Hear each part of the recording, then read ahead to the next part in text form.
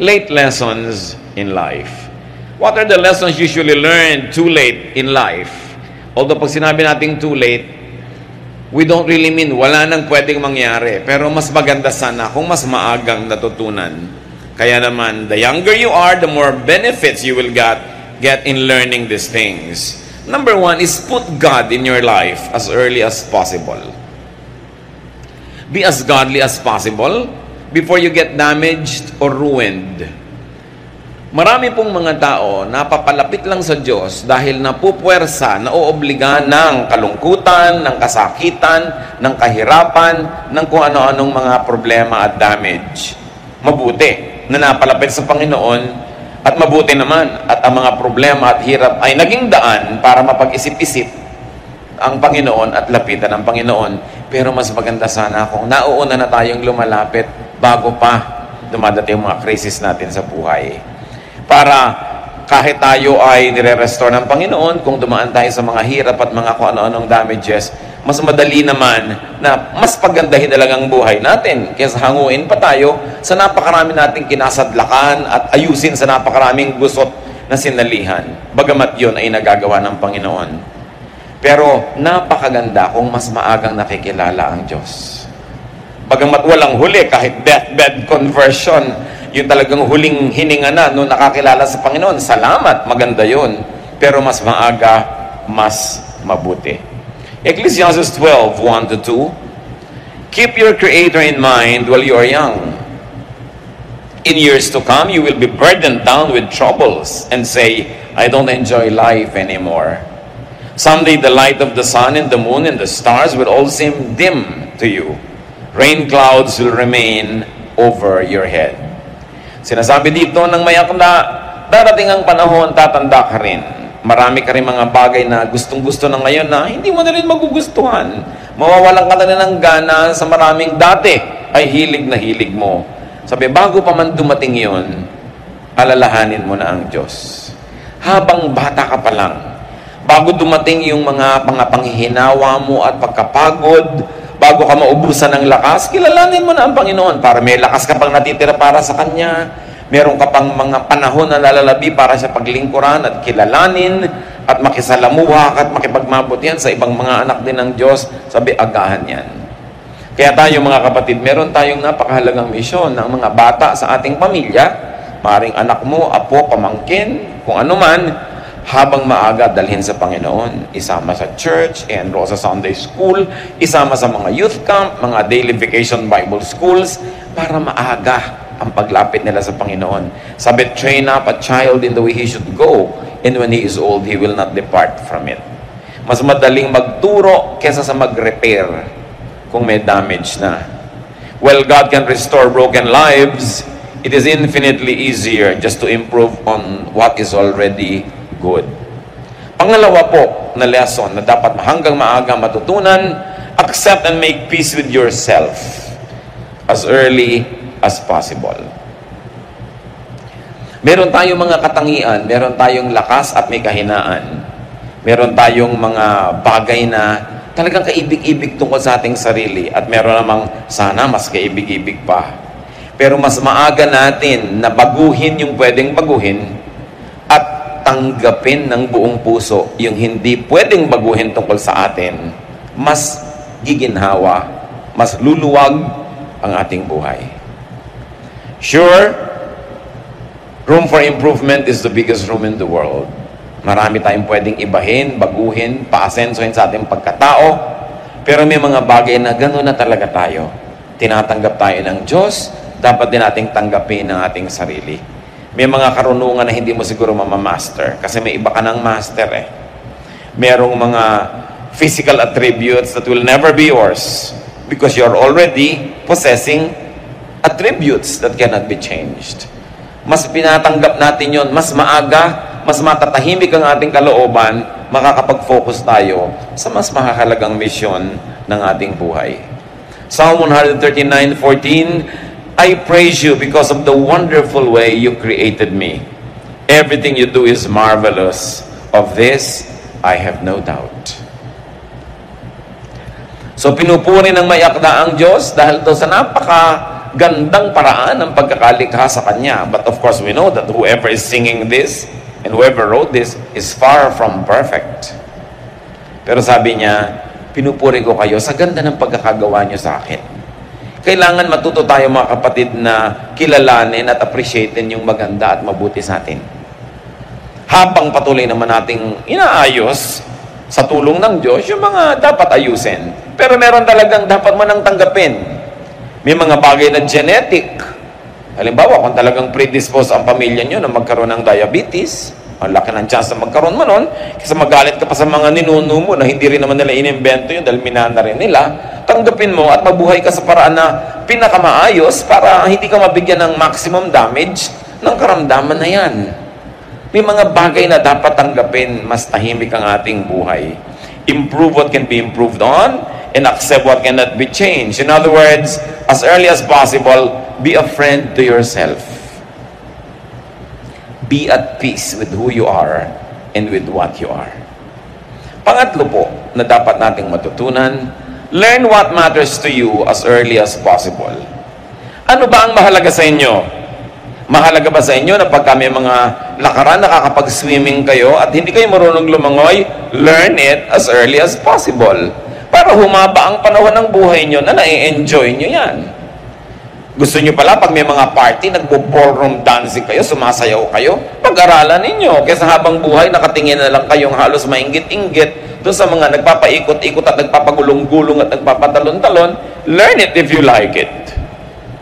Gusto mo palang mamisikleta, pero habang buhay, nakatitig ka na lang sa mga namimisikleta because you don't know how, learn it. Mga kapatid, at this point in your life, ano ang mahalaga sa inyo, gusto nyo pero hindi nyo alam, alamin nyo. Mas maaga nyong ma-master yan, mas mahaba ang natitirang oras para nyo ma-enjoy. Skills ba yan? Language? Is it a piece of information? Is it a trade? Isang uri ng paghahanap buhay o nagagawa ng kamay? Alamin. We cannot forever say, gusto ko sana pero hindi ko alam. Agahan. Proverbs 24:5, a wise man has great power, and a man of knowledge increases strength. Sa palagay nyo, anong dapat nyong malaman na pag nalaman nyo, mas lumalakas kayo bilang tao. Mas lumalakas yung bargaining power nyo with the world. Know it. To know is to master, to conquer, and to use. Another thing we have to learn is to be as healthy as much as possible, as early as possible. Bakit sabi nila pag nagkakaedad ka na, dumadami na sakit? Ang dami mo na kasing inipon na lason sa iyong katawan. Ang dami mo nang inipon na atraso. Mga pawis na hindi mo na ipawis, exercise na hindi mo na i-exercise, at mga hindi mo dapat kinain na kinain mo. Siyempre, darating ang panahon, mahahabol ka rin yan, dumadami, nagkakasabay-sabay. Kaya pagdating ng araw, doon ka ngayon magbabawas ng alat, magbabawas ng taba, magbabawas ng mga kung ano-ano, agahan na ang pagbabawas nun kasi naiipon. Habang bata ka pa, konting disiplina na sa kinakain mo. Kung sasabihin bata naman ako, kasi naiipon, naiiwan sa katawan mo yan eh. Hindi lang naman mahalaga na tumanda at humaba ang buhay. Ang maganda, mahaba ang buhay, pero malusog. Mas na-enjoy mo yun. Sabi ng 1 Corinthians 6:19, do you not know that your body is a temple of the Holy Spirit who is in you, whom you have received from God? Isipin ninyo na yung Espiritu ng Diyos na walang hanggan, walang katapusan, napakamakapangyarihan, nakatira sa ating katawan. Isipin nyo na lang na inyong isip na ang layo ng mararating, ang daming pwedeng ma-imagine, ang daming pwedeng ma-create, pero nakatira pa rin sa ating katawan. At pag bumigay na yung katawan mo, kasunod na rin bibigay yung brain mo. Kasi yun ang tinitirhan niya. Nakita nyo ang napakarami mga dakilang mga tao, great, powerful people, but in times of a crisis in their lives, they happen to be sick. Ang nangyayari, natatalo sila. Kung giyera yun. Minsan napakalaking digma, ang galing na general, ang daming napanalunan, pero dahil lang sa kagat ng lamok, no? nagkaroon ng malaria, at kung kailan siya sinusumpong at inaapoy ng lagnat, doon lumusob ang kalaban, natalo sila. Kasi kahit gaano kagaling ang utak mo, nakatya pa rin sa katawan mo yan, yung katawan mo, pag bumigay, kasamang bibigay lahat. Kaya dapat inaalagaan, mas maaga. The body is also the temple of the mind. It is also the limit and the limitation of the mind. Kaya inaalagaan yan. It becomes a tool of the mind, but it also becomes a prison of our whole life. So as early as possible, exercise. As early as possible, be fit. Eat healthful foods. Life is so much easier and nicer when one is healthy. Hindi lang yun, mga kapatid. Pati life ng mga nagmamahal sa inyo, gumagaan pag kayo'y malusog. Kasi siyempre, kahit tayo ang may kasalanan kung ba't nagkaganon ang kalusugan natin, damay lahat ang nagmamahal sa atin dahil hindi naman tayo matitiis at aalagaan din tayo kung tayo magkaroon ng karamdaman. Kaya meron tayong pananagutan sa lahat ng nagmamahal sa atin to keep ourselves as healthy as possible, because when we are sick, sila yung napapagod. Kaya yung mga young people dapat responsable sa kanilang kaligtasan. Huwag na kung saan-saan ibalibag yung katawan at ipaghampasan at kung saan-saan dalin, kasi pagka napagbuk yung ulo mo at na-paralyze ka, yung matandang nanay mo pa rin na mag-aalaga sa'yo. Sino? Pag nagkaroon ka ng mga karamdaman, mga mahal mo sa buhay ang gagastos. Kaya hindi ka lang nabubuhay para sa sarili. We live responsibly. In adulthood, do not think of yourself and do not treat yourself as old. Do not think old. Do not act old. Marami kasing mga humihina na bahagi ng katawan natin kasi itinatrato na natin na mahina. Hindi na kasi nagagamit, hindi na napapractice. Recently, nakakita ko sa internet, 92-year-old lola, nagsasalsa. Ewan ko kung nakita nyo yun, ha? Talagang nagpapagulong-gulong, ibinabalibag nung apo, kulang na lang lumipad. Ang lakas ng katawan. 92. Yun ang sabi ko, wow. Maraming ginawang tama itong si lola na sa buhay niya. Malakas pa yung katawan niya. So, huwag na kayong lagi na lang nakapranela, nakabalabalat, lagi na lang. Pwede nyo namang pasiglahin ang mga sarili, no? Para mas marami pa tayong makita, malasap, magawa, maproduce. So, watch what you eat. Sila Daniel, ang propetang si Daniel, mga batang-bata pa lang, binihag ng kaaway, dinala doon sa palasyo nung nakabihag sa kanila, tinetrain sila para maging mga trabahador nitong hari na bumihag sa kanila. Pero ayaw nilang kumain ng pagkain sa palasyo. Kasi iniisip nila, bukod sa moral dimension ng pagkain ng mga unbelievers, marami siguro talagang unhealthful na mga ingredients yan.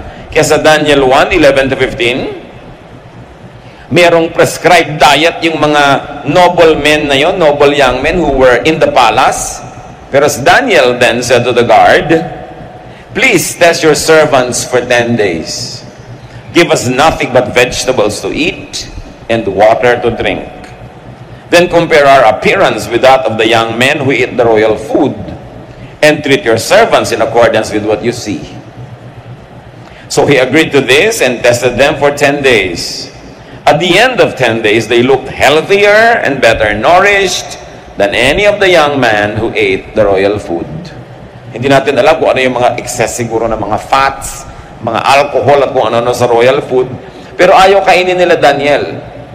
Bukod siguro nga doon sa dietary value, may spiritual value pa sa kanila kung anong kakainin nila at hindi. Kasi sabi nila, gulay na lang po ipakain nyo sa amin at tubig lang ang iinumin namin. At matapos ang 10 days, kung nakita nyo kami nanghihina, sige, kakainin na namin kahit ano ipakain nyo. Pero nakita, mas maganda pa ang kalusugan nila, mas maayos. Ibig sabihin, hindi ko mo masarap, yan ang mabuti sa'yo. Konting control sa sarili. Isa pang dapat nating matutunan habang mas maaga sa buhay, mga kapatid, have fun whenever possible. Ecclesiastes 11:9-10, be cheerful and enjoy life while you are young. Do what you want and find pleasure in what you see. But don't forget that God will judge you for everything you do. Rid yourself of all worry and pain, because the wonderful moments of youth quickly disappear. Napakahalaga ng mensahe na ito ni Solomon, the wisest man ever. Sabi niya, habang bata ka, maging masayahin ka, mag-enjoy ka. Gawin mo ang mga gusto mong gawin at kaya mong gawin. Huwag mo lang kakalimutan, na answerable ka sa Diyos. In other words, huwag kang lalabis. Huwag kang gagawa ng bagay na ipagsisisi mo pag humarap ka sa Diyos dahil haharap at haharap ka. Pero lahat ng pwedeng gawin na hindi mo-offend ang Diyos, gawin mo. Yung hindi magbibigay ng panganib sa iyo at sa iyong kapwa, gawin mo. Sabi ko noon, huwag ka nang masyado muna mag-alala at mag-isip ng mga malulungkot na mga bagay kasi darating din yan sa iyo. Sandali ka lang maging bata, so enjoyin mo ang iyong kabataan. Ang dapat sabihan nito siguro yung mga magulang no? Hindi yung mga kabataan. Mga lola at lolo. No? We must allow the children to be children. And we must allow the young people to be young. Do not fast forward their maturity. We all have a lot of time to be old. At pag dumating na sa iyo yung old age, wala nang balikan. Kaya dapat huwag sayangin ang pagiging bata. Kawawa naman yung mga bata na hindi na naging bata sa dami ng responsibilidad sa buhay. Yung hindi na naka-attend ng anumang gathering, socialization, kasi laging nag-aalaga ng may sakit na magulang o nag-aalaga ng kapatid o naghahanap buhay, habang kumisan yung tatay palasing-lasing, pag-ganito, yung mga anak na ang nagbuhat ng mga tungkulin ng mga magulang, hindi na sila naging bata. Ang problema, pagka lampas na yung kabataan mo, hindi ka na magiging bata uli, ever. So isa pong malaking kalupitan, mga kapatid, na nakawan natin ang mga kabataan ng kanilang pagiging bata. Siyempre medyo hindi nag-iisip pa yan ng marami mga bagay, kaya parang hindi seryoso. Sandaling-sandali lang yun Tulad din ng ganda, sandaling-sandali lang ang kagandahan ng isang bata. Anong sabi ni Shakespeare? A rose will bloom, it then will fade. So does a youth, so does the fairest maid. So, samantalahin. Huwag natin silang pigilan na magkaroon ng mga kasiyahan hanggat hindi offensive sa Diyos. Yan naman lagi ang hangganan Siyempre may hangganan ng lahat ng bagay. Pero karamihan naman kasi sa atin, yung bata, huwag ka malikot. Anong gusto mo? Ma-paralyze na siya at mag-wheelchair na. Bata nga Siyempre may likot. May hangganan din lang. Huwag ka naman makabasag, huwag kang makasira naman kung ano dyan. Bata ay bata. Mga young people, biglang magtatawa na ng malalakas, iirapan agad ang mga lola. No? Mga young people, sandali lang yan. Pag nalaman na nila ang mga tunay na issues ng buhay, pag nagbabayad na sila ng mga kuryente at tubig at mga bayarin, pagka nalaman na nila ang maraming mga suliranin ng mundo, hihina na rin ang tawa niyan. Diba? So habang kaya pang lakasan, lakasan. At kahit matanda na kayo, marami para kayong bayarin, labanan nyo yan, lakasan nyo tawa. Diba? Kasi, sabi nga ni Balagtas, sapagkat ang mundo'y bayan ng hinagpis, mamamaya'y sukat, tibayan ang dibdib. Marami talagang dumadating na problema. So, tuwing pwede, magsaya ka. Kasi may mga panahon sa buhay natin, ibigin mo man, talagang mahirap magsaya. So yung masaya na, huwag mo nang palungkotin. Meron namang ganun Nasa pagtitipo na, nasa party na, nasa kasalan na, naninimangot pa.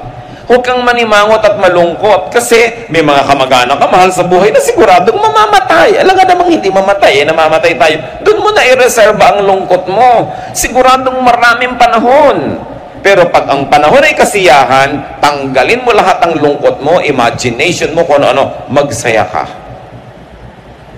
Kasi dapat tamasahin, samantalahin ang mangilan-ngilang pagkakataon na pwedeng sumaya. At pag nakakakita tayo mga kapatid ng nagsasaya, huwag kayong killjoy. Hindi kayo makatulog pero nagkakantahan sila, magpasa kayo ng buto ng kakao sa tenga nyo para makatulog kayo at sila sumaya. Alam nga naman kayo itong matutulog, lahat patahimikin nyo na. Diba? Maraming panahon ng katahimikan na ang tao hindi mo man pigilin na mag-ingay, kusang tatahimik kasi maraming darating na dagok ng buhay. So habang hindi dumarating yun o wala, bakit nyo naman dadagukan? Kailangan marunong tayong magrespeto sa taong sumasaya. May bakasyon, huwag nyo ungkatin ang mga problema. Kaya nga nagmabakasyon. Magkaka-opisina kayo, magre-retreat kayo, magpupunta kayo ng bakasyon kung saan, huwag nyo pag-usapan ng trabaho. Pag-usapan nyo pag nandun na uli kayo sa inyong opisina. Kasi bihira, gumastos pa kayo para magpunta halimbawa sa Sikogon. Tapos nung nandun na kayo, pinag-uusapan nyo yung mga nakakainis na bagay sa office. Sinayang nyo inyong pagkakataon. Maraming mga tao, sinasayang nila ang pagkakataong sumaya. Bihira-bihira lang naman magkaroon ng malaking kainan. Doon pa magjejeta. Kalimutan nyo nga yung jeta nyo kung masarap ang mga pagkain. Dahil madalas naman talagang jeta kayo dahil kulang ang budget, di ba? So doon na lang kayo magjeta. Darating din yon. Pero yung manaka-naka na mayroong festival, naku, enjoyan mo yan. Kesa sa pag dumarating ang panahon ng gutom, inaala-alala mo yung mga dapat sana'y nakain mo pero hindi mo kinain dahil nag-iinarte ka. No? Magsisisi ka ngayon. So enjoy it. Enjoy youth. Enjoy young adulthood. Enjoy adulthood. In fact, enjoy every stage of life. Ecclesiastes 3, 1-11 can be summarized as saying, everything on earth has its own time and its own season. There is a time for laughing and dancing. And if it is not your time, hayaan mo yung iba to enjoy their time. Kung sino ang nagsasaya, siya ang may karapatan. Yung ayaw magsaya, yun ang lumayo. Pero huwag niyong pigilin yung nagsasaya. Hindi niyo alam, baka bukas may malalaman siya kahindik-hindik na bagay na kahit hindi niyo pigilin, talagang mawawala na yung saya niya. Unfair naman na hindi man lang siya nakapag-charge. Malolobat pala siya bukas, hayaan niyo siyang mag-charge ngayon. No? Para may baon siyang saya sa buhay. Kaya mahalaga mga kapatid, yung maliliit na bata, i-maximize natin ang saya nila. Para marami yung baon. Habang tumatanda sila, nawi-withdraw yun, kaya damihan nyo yung deposit na love habang sila'y bata pa. Hindi ko sinabing palakihin sila sa layaw, sa saya. Pero hindi ko sinabing i-exempt sila sa pagod, sa training, sa disiplina. Pero dapat ginagawa man natin ang lahat ng yon, may kakambal na saya. At makikita nyo sila yung magiging mga matitibay na tao, mapagbigay, maibigin, at masasarap na mga kasama. So, there is a time for laughing and for dancing. Maximize that time. Create, invent ways to be happy. Be youthful at heart and let the young be young. Kuminsan, ang ikinakalungkot ko po, pag marami mga nagiging born-again Christian, akala nila bawal sumaya. So, bawal na lahat, no? Bawal na lahat. Napaka-maunawain ng Diyos. Gawin nyo kung ano yung nagpapasaya sa inyo, maliban na lang, alam nyo talagang maling-mali. Ngayon, medyo gray area, pero gustong-gusto nyo gawin, napakabait ng Diyos para Kanya unawain. No? So, ang ating laging panghawakan, yung bait, hindi yung higpit ng Diyos. Mabait siya. Ang mahigpit lang kuminsan yung lola mo o yung tiya mo na old maid, mas mahigpit pa talaga sa 30 na pinagsama-sama yan. Bakit? Hindi kasi siya nag-e-enjoy sa buhay. No? Kaya tuloy, gusto niyang idamay halos lahat ng tao na huwag na rin mag-enjoy sa buhay. Napakahirap kasi nung mga tao na walang nagmamahal, walang nakikipagmahalan, walang mga outlet, walang mga saya. Ang gusto, idamay lahat ng tao sa mundo. Gawin natin ganito mga kapatid, kung ano man ang hindi natin na-enjoy, ipagdiwang natin kung na-enjoy ng kapwa natin. At sa ating pakikipagdiwang sa kanila, nakakasalo na rin tayo sa enjoyment. Kasi yung lagi mo silang pinipigil. One thing to learn, early. Mas bata, mas mabuti, save. Mag-impok. Save whenever possible. And if you're already saving, save more. Kung malapit ka na lang mamatay, ang dami mo pang savings, di pamigay mo. Pero mabuti na rin yung kinamatayan mo, may savings ka pa, kaysa wala. Invest.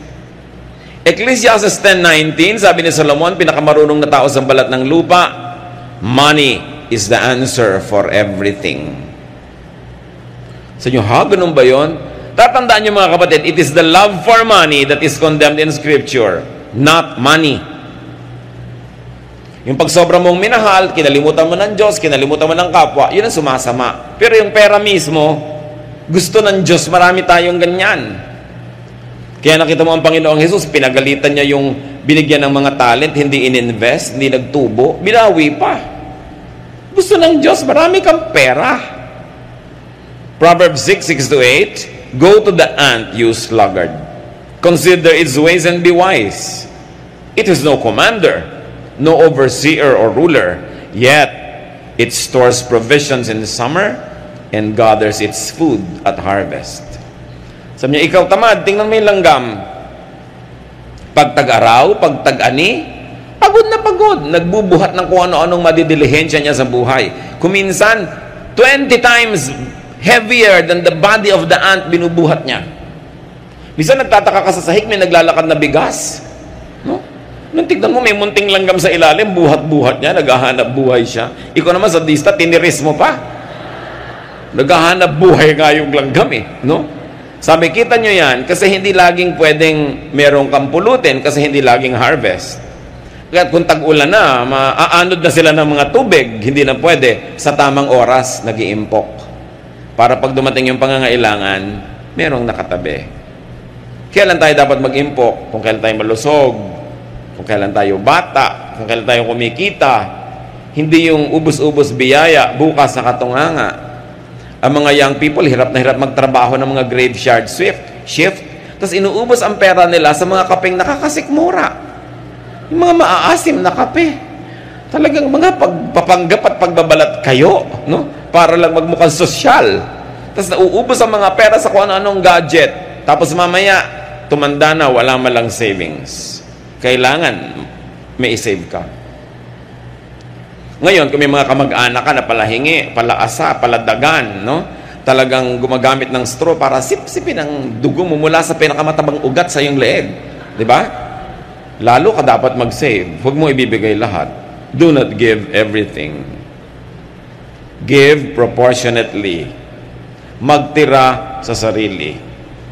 Pag naliligid ka ng mga ganitong tao, lagi silang wala, ikaw yung meron, uubusin nila, bukas, pare-pareho na lang kayong wala. Hayaan mo na lang sila wala, ikaw meron.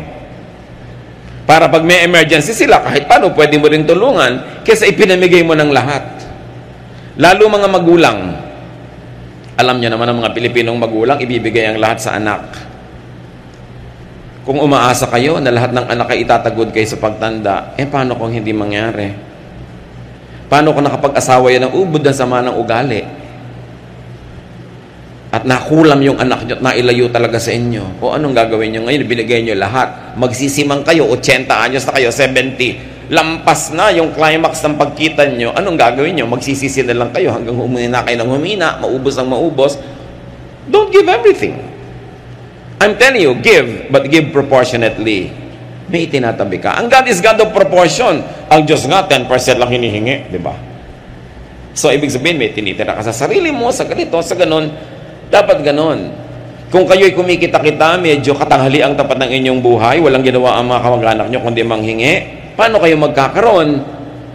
Ipinapayo ko lagi sa iba, maghulog kayo ng lote.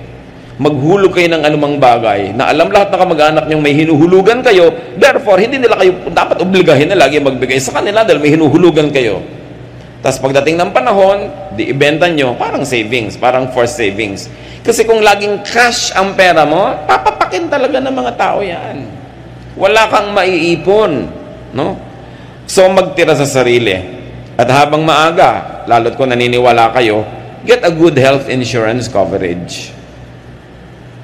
Mabuti na yung nagkakasakit kayo, ang inaalala nyo lang paano gagaling, hindi yung paano magbabayad. Malakas magpalala ng sakit, yung bills. Malakas magpataas ng lagnat. Pagka nakikita mo yung mga bills. Kailan kayo kukuha dapat ng health insurance coverage? Habang bata kayo kasi mura pa yung premium. Alam nyo na yung mga insurance, pero hindi ka naman yan love. Negosyo yan. So habang nagiging 60 ka, lalong nawawala na yung mga privileges mo o 70. Pero at least umabot ka malang sa edad na yun na covered ka kasi mamaya nagkakaroon na ng mga bagong products yung mga insurance companies na hanggang libing, pwede ka ng client nila. Meron ng ganon, ano? Pero maganda meron kayong ganon. Kaya lang, pakatinuan ninyo. Dahil maraming mga insurance companies, nakaka 1, 2, 3. No? Tinatakbuhan ka bigla, nawawala bigla. So, tingnan nyo yung track record ng mga kumpanya. But it's nice to have that. Get educational and health insurance for your children. The younger they are, the cheaper. Ako, isang patotoo. Sa ganito, napapatunayan ko this works. Yung mga insurance, health insurance, educational plans. Dami ko nang nakita na talagang it works. Kaya lang nga, talagang medyo maghihigpit ka ng sinturon habang nagbabayad ka ng premium. 5 taon lang naman yon. At kadalasan, yun yung 5 taon na bata ka pa, nasa peak ka pa ng pagkita, pwedeng gawin. Kita niyo yung babaeng pinupuri sa Proverbs 31:25? She is strong and graceful, as well as cheerful about the future. Sabi ng NIV, she can laugh at the days to come. Sino ang pwede magtawa-tawa sa darating na kinabukasan? Yung may ipon. Magulang ka, magkakalit sa yung anak mo, sabi mo, magkakalit sa anak ko, may pambayad ako. Di ba? Gaano karami nakakatawa ting Hunyo? Pag nakasalubong may mga mukhang Biyernes Santo, Hunyo. Kasi enrollment, walang savings. Gaano karami yung nakakatawa kapag naalala mo, naku, tatanda ako, kailangan ko ng wheelchair, bibili ako ng may mga umiilaw-ilaw pa habang gumugulong. Di yung may pambili, di ba? Sinong nakakatawa sa mga darating na sakit, di yung may pampa-hospital, she can laugh at the days to come. Yung Proverbs 31:25 lady, because she has savings. So mahalaga, meron yan. Isa pang lesson mga kapatid, if you have a chance, I like to emphasize this, if you have a chance, dahil yung iba gusto pero walang chance, and you are psychologically and emotionally fit to marry, marry. Huwag nyo nang tanongin yung katabi nyo, ba't ikaw hindi ka nag-asawa? Di ba? Hindi kayo makialam. Pero if you have a chance, if you are psychologically, emotionally, economically, physically fit to marry, marry. Maraming ligaya ang pag-aasawa kahit marami rin itong hirap. Pag kinuwenta mo, kwentas klaras, panalo ka pa rin, usually. Pag nagkaroon ka talaga ng isang married life. When you can have and raise a child or children. Mahirap lang yan sa simula, pero malaking joy ang binibigay niyan sa'yo. Lalo't kung mapag-aruga, kung tumanda ka, bagamat hindi yun guaranteed. Diba? So, huwag kang mag-alaga ng bata dahil investment mo siya para alagaan kanya pagtanda mo, hindi yun guaranteed. Mahalin mo lang dahil mahal mo. Kung minahal ka uli sa sukli, di maganda. Kung hindi, may tinabi ka sa sarili mo. Yun ang importante. Proverbs 18:22, he who finds a wife finds what is good and receives favor from the Lord. Baligtarin mo rin yun, ganun din sa husband. Mapalad yung mga tao who have a chance and who are psychologically and emotionally fit to have a spouse. So, huwag sayangin yun if you fall under that classification. Kahit ano pa ang hirap, mas matimbang pa rin ang pakinabang kung nagkaroon ka ng kabiyak. Psalm 127 verse 3, children are a blessing and a gift from the Lord. Kung minsan mga kapatid, merong mga ipinagbubuntis na bata in ways that are socially undignified. May mga unwanted pregnancies. May mga hindi inaasahan. Merong mga kuminsan na puwersa nangyari. Sakali mat mangyari, bagamat ayaw natin, never abort a child. At kung ikaw naman ay isang dalaga na sa mga laro sa'yo ng tadhana ay bigla ka naging isang dalagang ina, huwag mong ipamigay ang bata. Palakihin mo. Machichismis ka lang ng isang linggo, dalawa. Dahil meron tayong Diyos na pagdaraanan ang lahat. Basta tayo nagpapatulong sa Panginoon, huwag kayong masyadong sentimental about it. Blessing pa nga yun. May anak ka na, may nangyari sa'yo. Nakapag-asawa ka, hindi ka masyadong naging maginhawa, hirap ka rin, pero siguradong may ligaya ka rin, pasalamat ka rin. Dahil blessing pa rin yun. God is so good at restoring us. God is so good as repairing broken lives Don't let the brokenness continue to haunt you all your life. No? At just pick up the pieces. Get on with life. Ano ba? Nangyayari yan sa lahat. Ang mahalaga, we'll learn from every mistake. And the mistakes we commit should make us kinder and nicer to those who commit other mistakes. Mas magiging maunawain ka dahil may pinagkukuhanan ka, may pinaghuhugutan ka ng pangunawa. At kung kaya naman naiibig, abay di umibig kayo, love. Never mind not being loved back. Meron kayong mahal, kaopisina nyo, talaga namang lahat ng bonus nyo, inapanulan nyo yung kaldero, binibigay nyo sa kanya, pero hindi pa rin kayo pinapansin, ibigay nyo pa rin. Alam nyo yung nagmamahal, mas masaya naman nyo kaysa doon sa minamahal eh. Eh kayo yung nagmamahal, hindi man kayo suklian ng pagmamahal, magmahal pa rin kayo, at least naranasan nyo magmahal. Diba? Kaysa sa hindi na kayo minahal, hindi pa kayo nagmahal. Di wala na kayong naranasan. It's alright to love and not be loved back. Because loving by itself gives you a lot of happiness. Eh kung sinuklian pa, kahit konting pagtingin, malay nyo naman. So huwag kayong matakot umibig. Yung mga nabigunan ng mga 18 beses, may mga 18 pa ulit na lalabi. Ubusin nyo. Diba? Huwag kayong sobrang nadala, naging playing safe, ayaw nyo na. Buhay pa kayo eh. Ba't umaayaw na kayo? Ngalan nyo naman, dito sa ika-27 pag-ibig, yan na talaga matupad ang mga pangarap nyong ilakad hanggang altar. Habaan nyo ang lakad. Mula pa lang doon sa Harrison, maglakad na kayo. Para makabawi kayo. No? So never mind kung hindi ka minamahal. Mahal mo pala, mahalin mo pa rin. Hindi ka binibigyan ng pag-asa, mahalin mo pa rin. Huwag mong ilagay sa kanya yung pasya kung anong gagawin mo sa pag-ibig mo sa buhay. Sasaya ka rin. He who loves enjoys more than the one being loved. Pangwalo, hold no grudges. Have no regrets. Discard anger from your heart. Mas maaga, mas mabuti. May gumawa sa'yo ng masama nung araw, hanggang ngayon inaalala mo pa, ang totoo nun, paulit-ulit na nagagawa sa'yo yung masama kahit wala na siya dyan, kasi nire-replay mo. Lugi ka.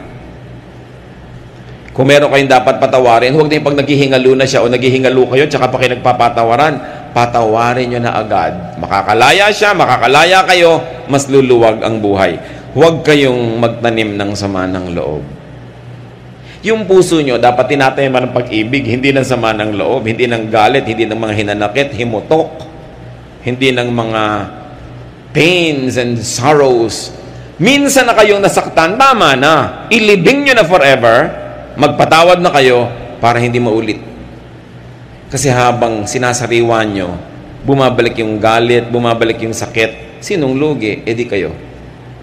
Mas maaga, mas mabuti. Kasi maiksi ang buhay. Sayang ang bawat saglit na inubos mo sa pagiging galit. Pwede naman sanang inubos sa pagiging masaya. It is your decision. Ephesians 4:31, stop being bitter and angry and mad at others. Don't yell at one another or curse each other or ever be rude. Sayang. Minsan ka lang nagkaroon ng araw na ganito, ng petsang ganito, ng taon na ito sa buhay mo. May nakaaway ka pa, di ba sayang? Samantalang maganda kung may naging kaibigan ka. Huwag sasayangin ang bawat sandali. Philippians 3:13, I forget what is behind and I struggle for what is ahead. Nililimot ko na yung tapos na. Sabing ganun. At kayo, mga kapatid, makinig kayo mabuti. Kung meron kayong kamag-anak, kapatid, mahal sa buhay, asawa, magulang, na nakagawa ng isang malaking pagkakamali nung araw, at alam nyo yon, at pwedeng-pwede nyo isumbat, pwedeng-pwede nyo siyang tapunan ng isang tingin pagka siya ang tinatamaan ng conversation, kahit hindi alam ng iba, pwedeng-pwede nyo siyang i-blackmail, huwag nyo gawin. Release the person. Limutin nyo na. At ang mga nagawa nilang mga malino, lalo't ikinahihiyan nila, kinasasamahan ng loob, huwag nyo nang uungkatin pa. Yun ang pagpapakatao. Sinasabi, don't hit below the belt. Kahit sa boxing, may batas. Kalaban mo yung sa boxing, yung pa ba namang kapatid mo, mahal mo sa buhay, yung paang tuwing meron kang galit o inis, inilalabas mo yung baho niya, inuungkat mo yung pagkakamali niya. It is cruel, it is unkind, it is ungodly. And even if you are able to hurt the person, do you think that you can get out of it unscathed? No. Kayo man, kahit galos magkakaroon. So huwag na huwag nyo nang uungkatin pa, lalo't maselan, lalo't pinagsisisihan o ikinahihiya ng inyong kapwa. Pangangsyam na magandang maalala bago tayo lubugan ng araw sa ating buhay, be nice and friendly to your children or to your children-in-law. Sandali lang, minsan lang maging bata ang bata. Pag pinalaki mo pa sa kalupitan, pag pinalaki mo siya sa iyong masamang ugali, sa iyong pagdaramot, sa iyong pananakit, anong itinanim mo sa puso niya? Puot sa'yo, galit, hinanakit, at habang patanda ka ng patanda at pahina ng pahina, siya tong lumalakas. Kumbaga sa araw, papalubog ka na, siya nagtatanghaling tapat pa lang. Lahat ngayon na ikabubuti mo sa buhay, iaasa mo lang sa kanya dahil mahina ka na. Ano ang maaalala niya? Bigyan nyo ang mga bata ng mga magagandang maaalala. Una, para sa kapakanan nila. At kung gusto nyo isipin, meron din kayong benepisyo sa kapakanan nyo. Kasi kung anong inyong itinanim,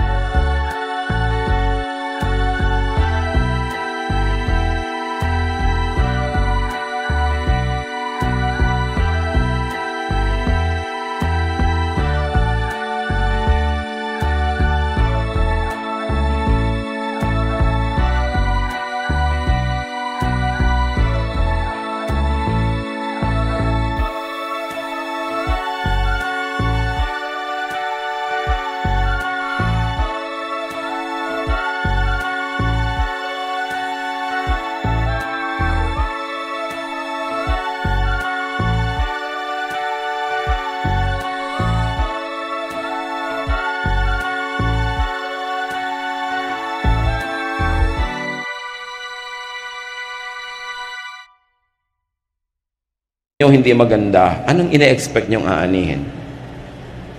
Ilalayo nila yung loob ng anak nyo sa inyo. Nakikitira lang yan sa inyo dahil walang choice. Oras ang nagka-choice, lalayasan kayo niyan.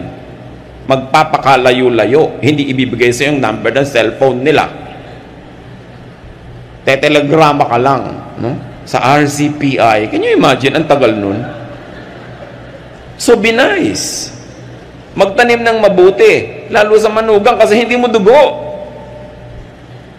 Yung sarili mong anak, pagtsatsagaan ka niya kahit anong mangyari, yung manugang mo. Ang masama ngayon ito, ang tanda mo na,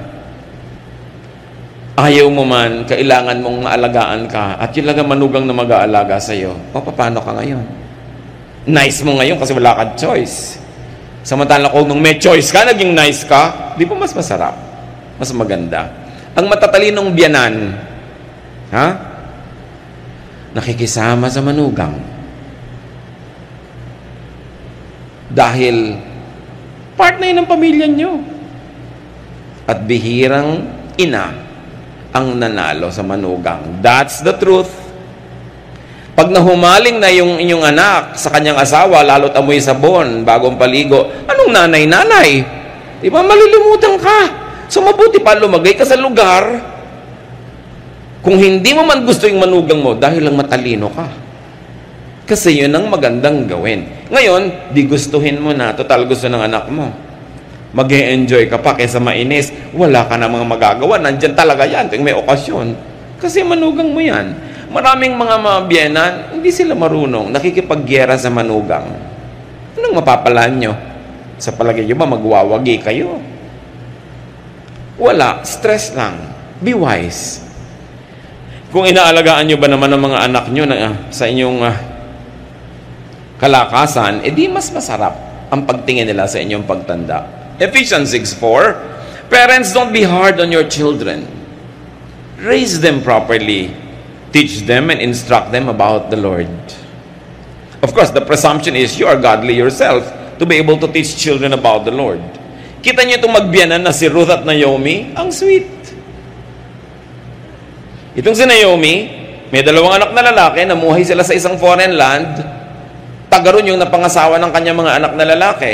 Namatay ang asawa niya, namatay ang 2 niyang anak na lalaki, ang natira silang 3 babae. Ngayon, sabi nitong matandang biyanan, mga iha, mag-uwi na kayo sa inyong barangay. Kasi wala na ako natirang anak para ipakasal pa sa inyo. Magkanikanya na tayo, gumawa pa kayo ng buhay nyo dahil bata pa kayo. Meanwhile, siya, ang tanda-tanda na niya, byuda na, naulila pa sa mga anak, sino lang titingin sa kanya? Ruth 1:16-17, Ruth answered, "Please don't tell me to leave you and return home. I will go where you go. I will live where you live. Your people will be my people. Your God will be my God. I will die where you die and be buried beside you. May the Lord punish me if we are ever separated, even by death." Mga biyanan, sasabihin kaya ng manugang nyo sa inyo yan. Ang ganda, di ba? Ayaw siyang bitawan ng manugang kahit wala na yung asawa na anak niya. Kasi sila may sariling relasyon na na-develop. Nagmamahalan sila bilang magbiyanan. So hindi lang sila artificially put together by this common man in their life, the son and the husband, but they have developed a friendship between them na wala na yung lalaki, tuloy pa rin sila. Mahusay na babae. Pareho sila. Mga manugang, makisama rin kayo sa inyong mga biyanan. Kahit darating ang panahon na kayo na yung malakas at hihina yan, hihina din kayo at magkakamanugang din kayo. Papaikot-ikot lang yung cycle na yan. At saka syempre, tumanaw ka ng utang na loob sa biyanan mo. Kung minsan napag-aral yung asawa mo, kaya ang yabang-yabang mo ngayon, maganda buhay nyo. Sino ba nagpa-aral dyan? Sino nagpalaki dyan? Di ba yung biyanan mo? Wala ka namang participation dyan. Ngayon ikaw, aani ka na. So dapat, tumanaw ka ng utang na loob.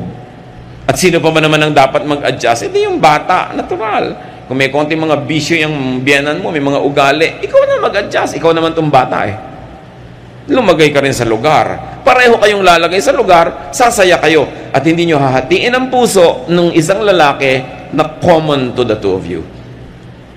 Kawawa naman yung lalaki, yung nanay niya, tsaka asawa niya, hindi magkasundo. Meron akong kilala niyan, mga kapatid. Sabi niya, gusto na daw niya magbarel. So kapatid, yung nanay mo at asawa mong barilin mo.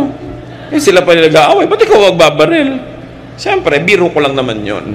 Pero ang point is, may mga lalaking ganun gusto na magbaril dahil litong-lito na. Siyempre, mahal ang nanay, mahal yung asawa. Kayong 2 babae, mag-ayos nga kayo para tumahimik. Di ba? Napakahalaga nun. So, sabi niya, saan man kayo pumunta, sasama ako, nanay. Ang sarap na samahan. Number 10, paalala mga kapatid, do not retire prematurely. Ano ba yung retirable age? 60, 65? Naku, nung araw yun. Ngayon hindi na ganun. 92 nga, nagsasalsa pa. Diba? Do not retire too soon. Or let me say it, do not retire, period.